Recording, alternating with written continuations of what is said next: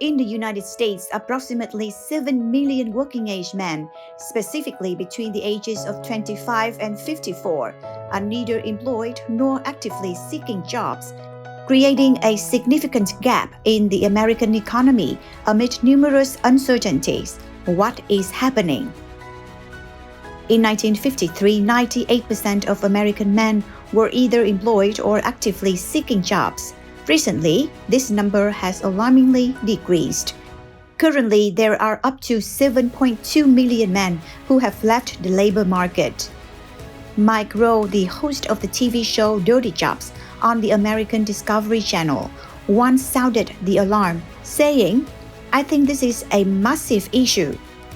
By the time we realize it, it'll be quite challenging to improve the situation."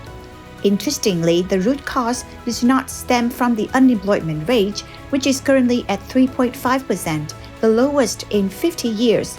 So what is hiding behind this unusual phenomenon?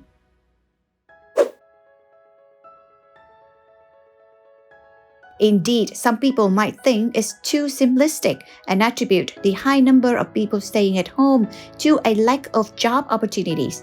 However, in the United States, the situation is quite the opposite. There are many jobs, but not enough people to fill them. Jay Timmons, the leader of the National Association of Manufacturers, a group representing thousands of manufacturers across the United States, shared his concerns. "We have more job openings than available workforce. For example, one employee may have to take on 1.5 jobs. Timmons described that this situation poses a significant challenge for companies within the association. The number one challenge currently is finding enough people to fill all the available jobs. I never thought I would have to say these words, but it is the reality. We have to find ways to find enough people in a time of abundant job opportunities." According to the latest federal data, there are currently over 770,000 job openings in the United States. The number of job vacancies has been increasingly rapidly in recent years, especially as many companies are reinvesting in domestic products or following this direction. It is known that the average manufacturing worker earns around $30 per hour, which is considered a decent wage. Therefore, Timmons believes that the issue of many American men not going to work is not primarily due to wage concerns, but rather stems from their perceptions. The working environment in the manufacturing industry used to be dirty, dark, and dangerous. However, nowadays, work processes have become much smoother thanks to technological support. Nevertheless, it is possible that many people still haven't overcome their deep-rooted fears and concerns about the industry, Timmons said.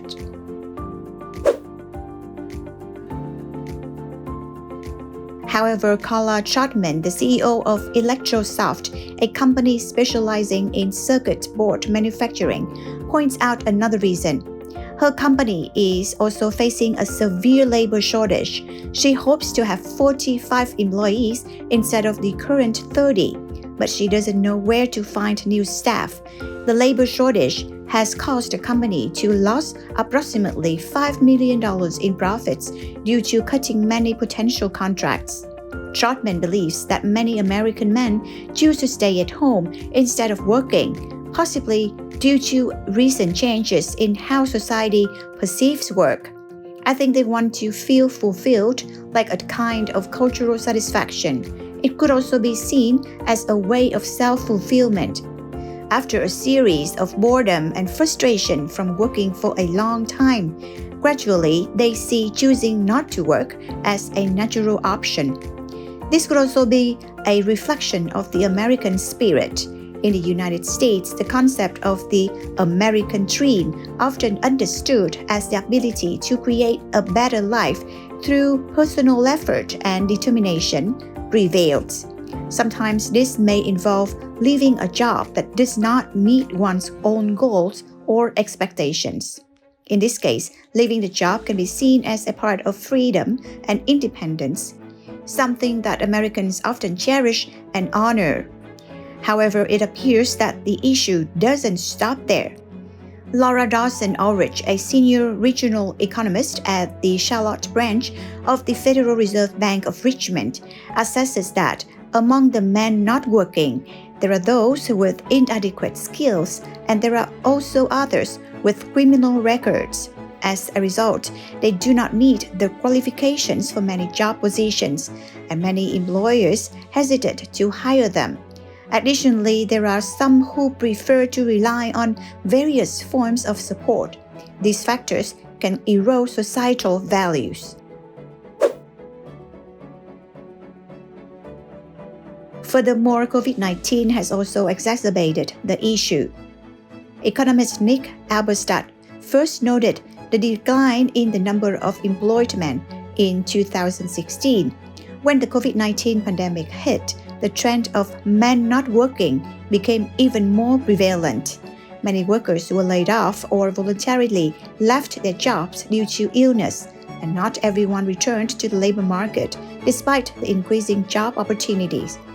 In addition, the Federal Reserve Bank of Minneapolis also pointed out that 25% of American adults are not in the labor force.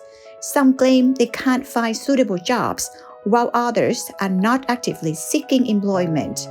They cite various reasons, including caring for elderly parents or children, wanting early retirement, concerns about personal health, pursuing further education to enhance their knowledge, or joining the military.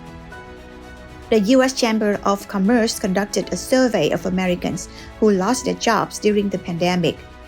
1/4 of them stated that they are not actively looking for work because they have access to federal assistance. 50% are not willing to accept jobs that cannot be done remotely.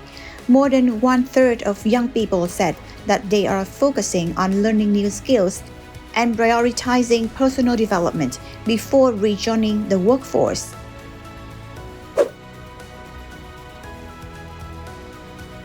If men aged 25 to 54 are not working, what are they doing? According to labor statistics from the Bureau in 2021, on average, they spent nearly 7 hours each day on leisure activities, such as relaxation, gaming, and watching TV.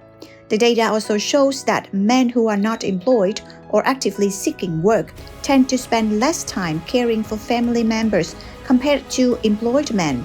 The question arises, are American men staying at home due to laziness? However, it is essential to consider another societal reality in the U.S. stemming from the gender gap. Studies indicate that women are more likely to attend a 4-year college degree than men, while post-secondary education leads to better job prospects. According to the Pew Research Center, women make up more than half of America's college-educated workforce. The rate of women with bachelor's degrees participating in the labor market is on par with pre-pandemic levels, while this rate has declined for men. Anthony Assolin, a writer and social commentator, argues that the current times are not the best of times for American men and boys. The current data shows that men now only make up 40.5% of college enrollment. The real average wages for men have declined over the past 20 years. Moreover, an increasing number of middle-aged American men are giving up on life out of despair, which can lead to suicides, drug overdose, or alcohol addiction. Meanwhile, young boys are more likely to suffer from disorders like ADHD and have double the rate of concentration problems compared to girls. The number of teenagers in correctional facilities is 5 times higher for boys.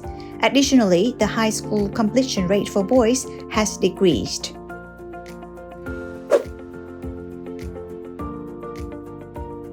Mike Rowe, the host of Discovery's show, has issued a warning that the decline in the male workforce is the beginning of troubling trends. Indeed, the shrinking workforce has significant implications, particularly for low-wage industries.